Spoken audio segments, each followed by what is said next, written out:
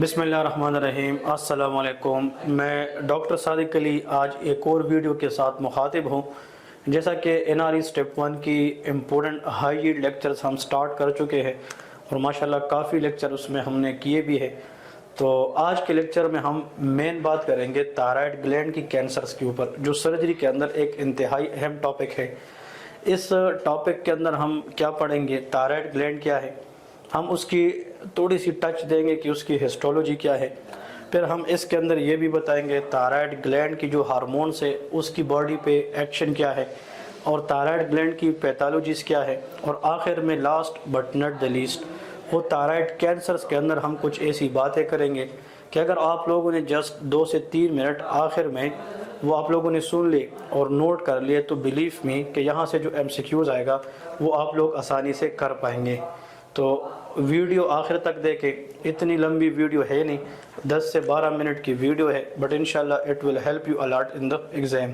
तो चले without wasting time हम स्टार्ट करते हैं थायराइड ग्लैंड के बारे में। हमारा टॉपिक तो थायराइड कैंसर्स है, लेकिन just to know about a bit thyroid gland के थायराइड ग्लैंड खुद क्या है, कहाँ पे है, बॉडी में करता क्या है, वो हम थोड़ा सा देखते हैं।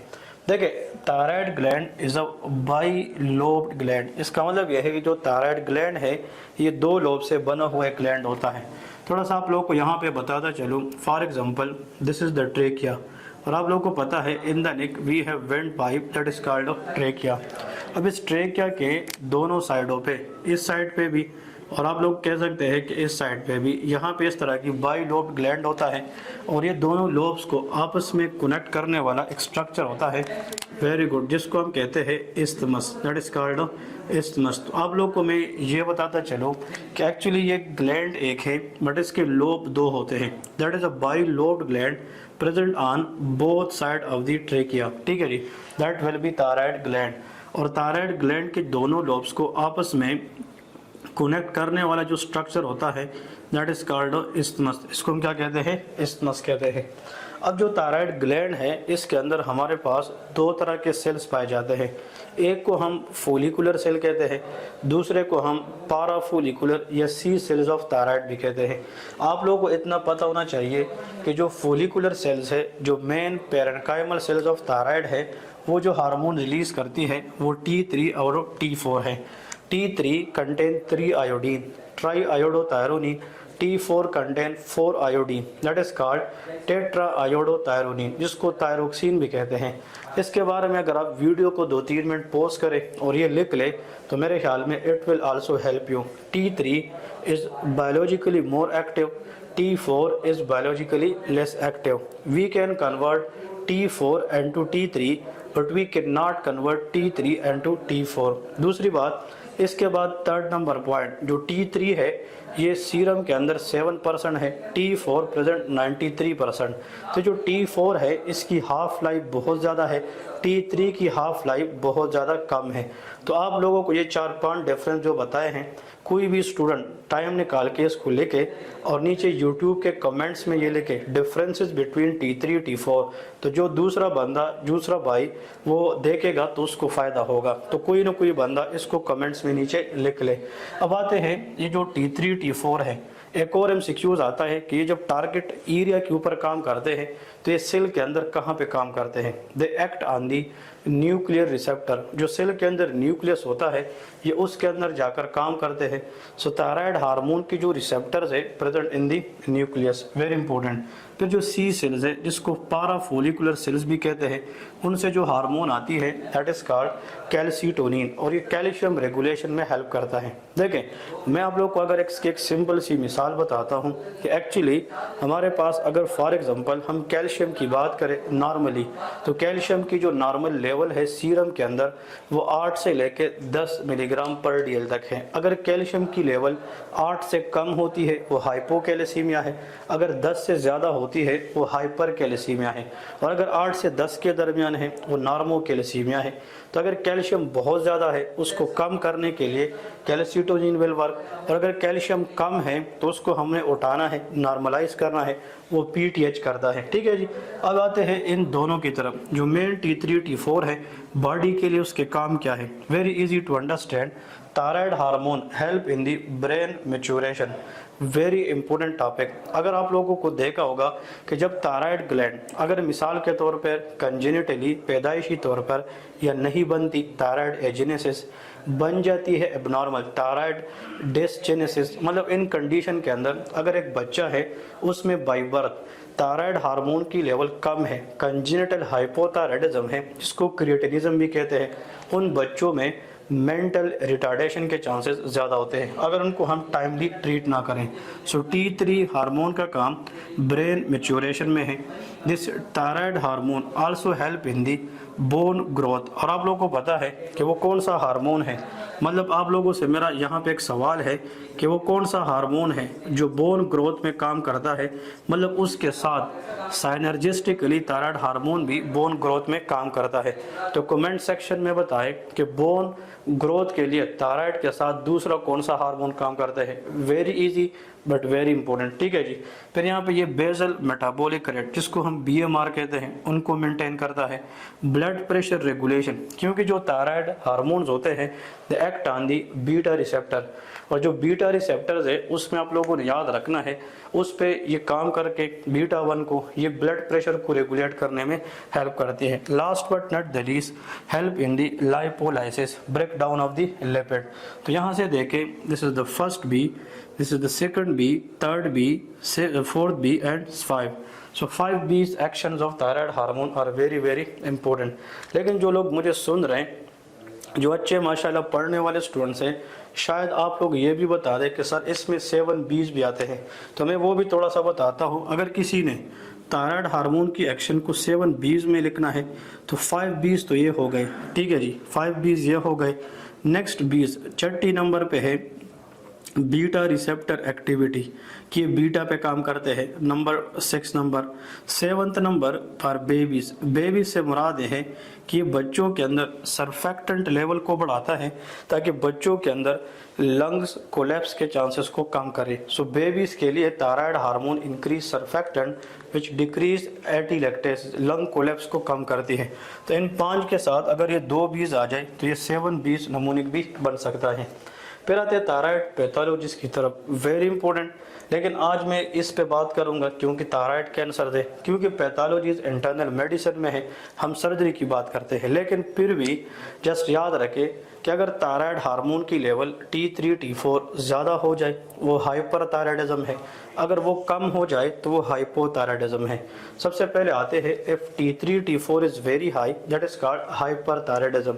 ये तो सबको पता होगा कि जो पिट्यूटरी ग्लैंड है वहाँ से TSH आता है, TSH act on thyroid gland to form T3 and T4 hormone.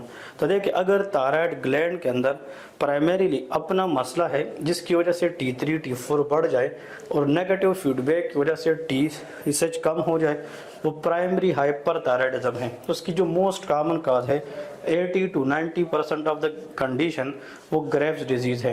But अगर पिट्यूटरी एडिनोमा है जिसमें TSH ज़्यादा हो जाए तो TSH ज़्यादा, T3 T4 ज़्यादा, जिसमें पॉजिटिव फीडबैक है, वो सेकेंडरी हाइपरथायराइडिज्म है। तो हाइपरथायराइडिज्म में भी प्राइमरी में भी सेकेंडरी, और इसके साथ एक सब क्लिनिकल भी हाइपरथायराइडिज्म होता है, ठीक है जी।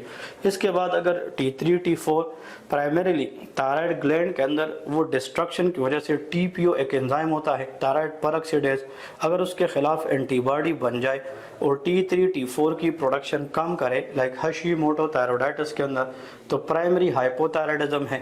अगर शिहान सिंड्रोम है, पिट्यूटरी नेक्रोसिस है, उसमें अगर TSH आएगी कम तो T3 T4 भी कम होगी और डेफिनेटली सेकेंडरी हाइपोथायराइडिज्म। तो please remember secondary primary hyper versus hypothyroidism. फिर इसके साथ TFT है, इसकी इंटरप्रिटेशन है कि थायराइड फंक्शन टेस्ट की इंटरप्रिटेशन क्या है, वो भी आप लोग देख ले, वेरी वेरी इंपॉर्टेंट।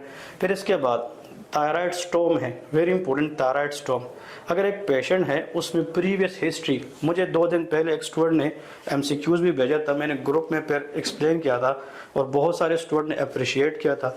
अगर एक पेशेंट है जिसको पहले से हाइपरथायराइडिज्म है, या तो वो ट्रीटमेंट नहीं ले रहा या ले रहा है लेकिन उसने इनकम्प्लीट ट्रीटमेंट ली है और उसके जो सिम्टम है वो थोड़े से कम हो चुके हैं, बट उस पर कोई ऐसी हालत आ चुकी है, स्ट्रेसफुल सिचुएशन, इन्फेक्शन या सर्जरी, कोई भी स्ट्रेसफुल सिचुएशन में अगर प्रीवियसली प्रेजेंट हाइपरथायराइड के सिम्टम एकदम एक्सासरबेट करते हैं तो उसको हम थायराइड स्टॉर्म कहते हैं, तो वो भी देखना है। रेडल थायरोडाइटिस देखना है, very very important. Multinodular goitre के ऊपर 2-3 चीज देखने हैं। फिर थायराइड पैथोलॉजी है, थायराइड कैंसर्स के ऊपर आते हैं। One is benign and these are malignant. Benignant is very very important one. Papillary carcinoma, इसमें तो सबसे इंपॉर्टेंट याद रखें, इन चारों में से सबसे जो कॉमन है, मोस्ट कॉमन, वो पेपिलरी कार्सिनोमा है, और सबसे कम जो है, लीस्ट कॉमन, वो एनाप्लास्टिक कार्सिनोमा है। 80% थायराइड कैंसर्स के अंदर पेपिलरी कार्सिनोमा होता है। इस पे 2-2, 3-3 बातें मैं बता रहा हूँ। Papillary carcinoma is the most common thyroid cancer. Papillary carcinoma में सामोमा बर्डीज होती हैं। What is psammoma bodies? It is the calcification around the necrotic area, जहाँ पे सेल की नेक्रोसिस हो चुकी हो, कैंसरस सेल है, उसके साथ सेल की डेथ है, और उस सेल डेथ के ऊपर अगर कैल्सिफिक मतलब नोड्यूल बने, कैल्सिफिकेशन हो जाए, तो उसको सामोमा बर्डीज कहते हैं। तो psammoma bodies is a tiny calcification around the necrotic area in some cancers, that is Samoma bodies, which is classically seen in papillary carcinoma। मेरा नेक्स्ट सवाल ये है कि नीचे कमेंट्स में बता दें कि वो 3 कैंसर्स के नाम बताएं, जिनमें से एक का नाम पेपिलरी कार्सिनोमा है। 2 कैंसर्स के नाम में आप लोगों पे छोड़ता हूँ जिसमें भी सामोमा बर्डीज होता है। एक फीमेल में कैंसर है और एक मेल में इस स्कल के एरिया में कैंसर है। तो 2 और कैंसर याद रखें, नीचे कमेंट्स में बता दें कि जिसमें भी सामोमा बर्डीज होती है। इस कैंसर के अंदर ओरपन एनी न्यूक्लियाई होता है, मतलब big nucleus which is having no chromatin, orphan Annie nuclei.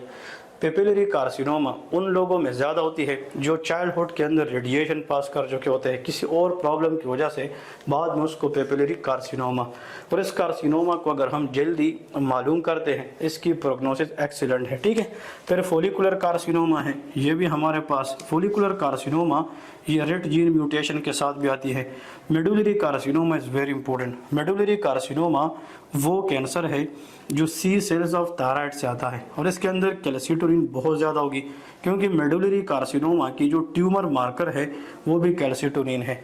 और जब कैंसर के अंदर कैल्सिटोनिन की लेवल बहुत ज़्यादा इंक्रीज होती है तो वो कैल्शियम लेवल को कम करती है। इट कैन काज हाइपोकैल्सीमिया, तो कार्पोपेडल स्पाज्म भी इसके साथ आ सकती है। फिर ये cancer multiple endocrine neoplasia 2A 2B में भी आ सकता है। जिस तरह मल्टीपल एंडोक्राइन न्यूप्लेजिया 2A में, इसमें एक ही पेशेंट में मल्टीपल एंडोक्राइन ग्लैंड की कैंसर होती है। फॉर एग्जांपल इसमें पैराथायराइड कैंसर, फियोक्रोमोसाइटोमा, तो उसके साथ मेडुलरी कार्सिनोमा। इसमें मार्फनाइड हैबिट होता है, पेशेंट मार्फन सिंड्रोम जैसा टाल होता है। इसमें फियोक्रोमोसाइटोमा के साथ मेडुलरी कार्सिनोमा। तो प्लीज़ ये क्वेश्चन याद रखें, एग्जाम के अंदर एक क्वेश्चन में आया है कि मतलब एक पेशेंट है, उसको फियोक्रोमोसाइटोमा है, और फिर जनाब उसको वो टाल है, 7 फीट है, और उसकी यहाँ पे नेक में कट लगी है, सर्जरी हो चुकी है। तो अगर फियोक्रोमोसाइटोमा या हमारे पास मार्फनाइड हैबिट के साथ सर्जरी नेक में हो चुकी है, तो उसको मेन 2B हो सकता है, मेडुलरी कार्सिनोमा की, उसने थायराइडेक्टोमी की होगी, ठीक है। फिर एनाप्लास्टिक कैंसर, ये बहुत पुअरली डिफरेंशिएटेड ट्यूमर सेल्स होते हैं, है least common but very poor prognosis. ये तो जितना कॉमन है, मोस्ट कॉमन है, उतना ही इसकी प्रोग्नोसिस एक्सीलेंट है, और ये जितना लीस्ट कॉमन है उतना ही इसकी प्रोग्नोसिस पुअर होती है। Anaplastic cancer can spread very quickly, it can involve respiratory tract and that has a very very poor prognosis. तो जितनी बात इसके ऊपर की है वेरी इंपॉर्टेंट। और आखिर में 2 बातें which is again very important for thyroid, कि जो थायराइडेक्टोमी है, अगर एक मरीज़ है उसकी हम टोटल थायराइडेक्टोमी करते हैं, एक तो वो पूरी ज़िंदगी थायरोक्सिन लेगा। दूसरी बात मैं आप लोगों को बताता हूँ, जो एग्जाम में आता है कि अगर एग्जामिनर कहे कि थायराइडेक्टोमी के दौरान अगर हम इंफीरियर थायराइड आर्टरी को लाइगेट करते हैं, तो उसके साथ क्लोज प्रॉक्सिमिटी में कौन सी नर्व है? Recurrent laryngeal nerve. और अगर सुपीरियर थायराइड आर्टरी की बात करें तो उसके साथ एक्सटर्नल लेरेंजियल नर्व। और रिकरेंट लेरेंजियल नर्व अगर वो डैमेज हो जाए, it will cause hoarseness of voice. So that is what all for today. उम्मीद करता हूँ कि आज का लेक्चर बहुत आप लोगों को समझ आ चुका होगा, और आप लोगों ने इससे बहुत कुछ सारी चीज़ें सीखी होगी। Thank you for watching. अल्लाह हाफिज़।